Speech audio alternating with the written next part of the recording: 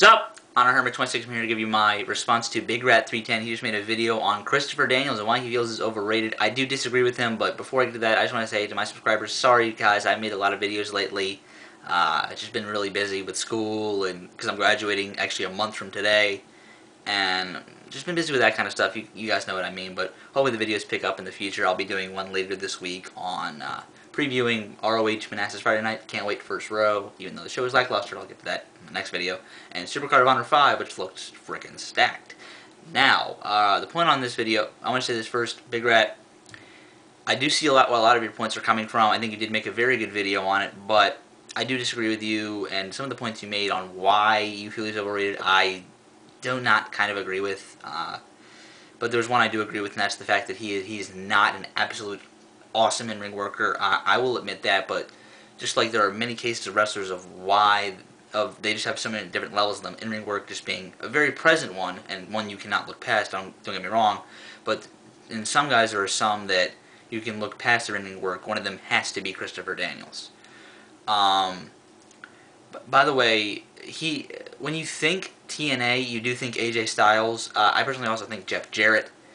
But Christopher Daniels has got to be, those are the top two you think of when you think, okay, think of one guy that pops in your mind. The two top answers are definitely Jeff Jarrett and AJ Styles.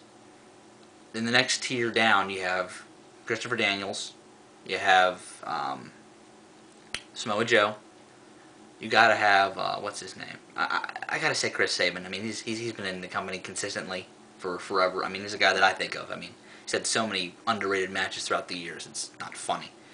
But I personally think Chris Sabin. But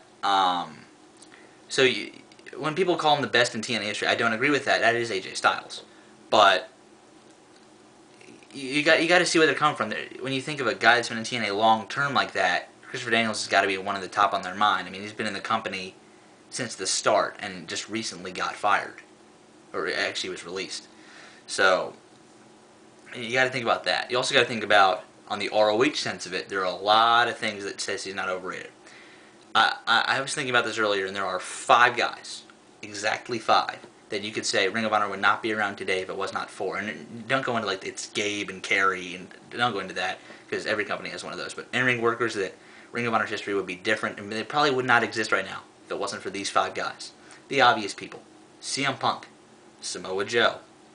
Now the people that I kind of, and an obvious one has to be Bryan Danielson, but the 2 people that I personally feel are completely underrated in that sense are Low-Ki and Christopher Daniels. Now let me say this. Ring of Honor's idea is when they got started, the premise of the company being they're taking the best guys from everywhere.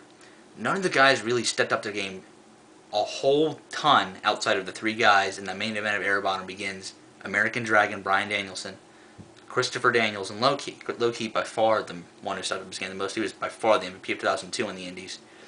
But the best heel on the Indies at that time, Christopher Daniels. The man who could get the best promos, Christopher Daniels. Yes, I know it's not today, but pretty much since he left Ring of Honor in 2004, even during his run when he came back, he never really got the chance to show his full potential outside of his promos, which were absolutely awesome. Because the Prophecy is a gimmick that he absolutely went so great with, and it kind of just lost its purpose once he left, because he was such the figurehead of the Prophecy. They tried to bring her back a little bit when he came back at the beginning of 2000 during the Summer of Punk, but didn't really work out because with the whole Allison Danger thing. But she might be coming back on Friday. I don't know. But anyway, in the sense that in ring, Christopher Daniels I do feel is overrated a little bit, not entirely. Like Big Rat thinks he's very overrated in ring, or at least semi overrated. But here's something that I think. There are several wrestlers in wrestling history, some of which are considered legends, that don't work their best matches just one-on-one.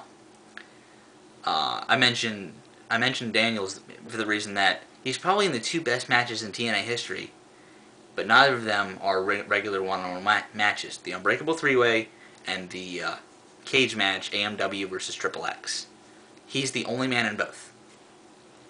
But and TNA's 2 best matches from this past year, he was in both, or 2 of the 3 best matches. Let me say that he was in 2 of the 3, and he was one of the 2 people that was in more than one. But since two of the matches happened back to back, you kind of can't be in both of them. But anyway, there's a guy that's in my mind that I've been thinking about that I was going to compare Christopher Daniels to, but it's not really fair. That guy's Akira Taue. He's thought of as a legend in Japan, but no one is going to brag about his in-ring work. I mean, he's thought about as one of the greatest All-Japan wrestlers of all time. He's one of the All-Japan 5, along with Misawa, Kobashi, Kawada, and Akiyama. But he's the one who's forgotten the most because of his in-ring work, you know. But he's a legend still. So, I mean, and I think he actually is underrated. I mean, but when you're standing next to Kawada and Misawa and Kobashi, you know, you're going to be looked past. But for that reason, I think Akira Taue is actually very underutilized, very underrated. I mean, his in-ring skills now aren't that great because he's old and very worn out, and he's now the president of Noah. But I just think he's a little underrated for the same reason Christopher Daniels is a little underrated. The fact that you have to look past just his in-ring ability. And by the way, just Christopher Daniels, I'm going to make this prediction right now. Christopher Daniels is going to show how actually good in-ring he is during this run for Ring of Honor. Based on the card that was announced today, I think he'll be main eventing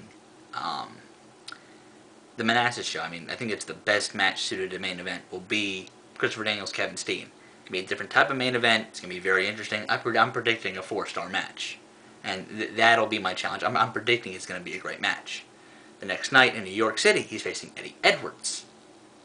I think that could be a very good match as well. Maybe even great, because Eddie Edwards has proven himself so much over the past year or so.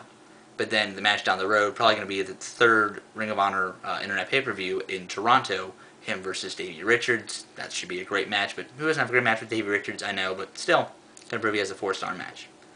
Just like kind of the example used of Bryan Danielson.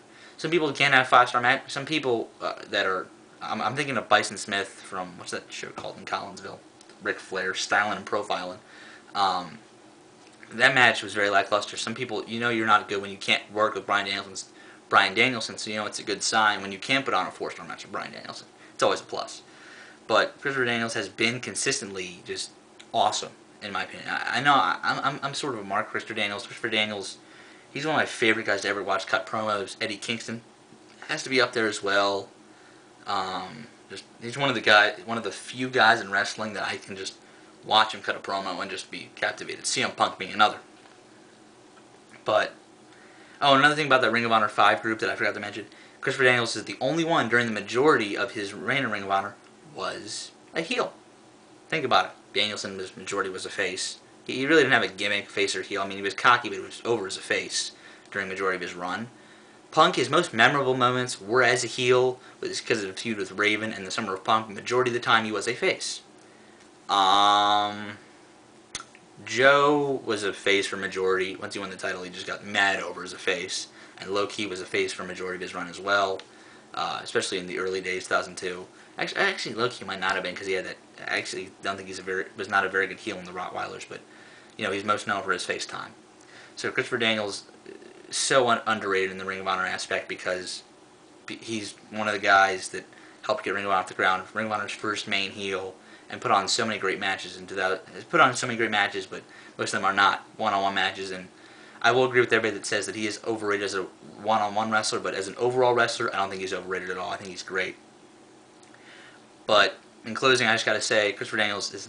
I hope you guys like this video because I'm just kind of going off the top of my head here because I usually have notes in front of me on my computer screen just to kind of like guide me. But you know, Christopher Daniels, I just feel is not underrated. I feel he's not underrated. I think he gets exactly what he deserves, which is a lot. So, you know, there's that. So, hope you guys liked it. I'll see you guys later.